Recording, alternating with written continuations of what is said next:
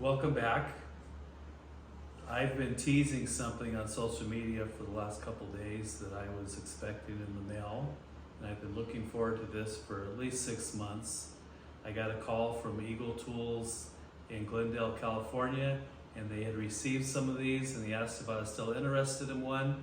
So I made my payment, he shipped it to me, I got it in 2 days, and I'm excited to share it with you. So I'm going to unbox this and we'll see what I got. I believe it's going to be a game changer for all woodworkers and people with the Cricut, laser engraver, embroidery machine, and other tools, CNC. So this is something brand new that people have been waiting for, and I just got mine in the mail the other day, and I'm going to unbox it. So this is the brand new Shaper Trace, and what this is, it's a frame. You take a picture with your smartphone and it converts it into an SVG file, and you can use the Shaper Origin router to cut stuff with it, and the other mentioned tools, Cricut, Final Cutter, laser engraver, embroidery machine. So let's open this up and see what it looks like. So the box is nice. This supposed to slide out of here, I believe. So nice box. So the trace is basically a picture frame that has these dots similar to the dominoes from the domino tape from the Shaper.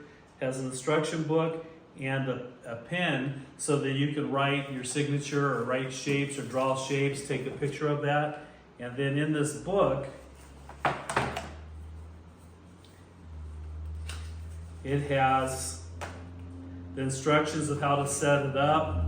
It even has inspirational ideas of pictures and things you can scan, and you can take these items and convert them to the SVG file and cut them out with all the mentioned items. So I've been looking forward to this for a long time, and I got mine. So now I gotta figure out the instructions, how to get this downloaded to my smartphone, and I'll post pictures as I do things. I have several things that I want to do with it right now that I want to scan and start cutting out with the Shaper Origin.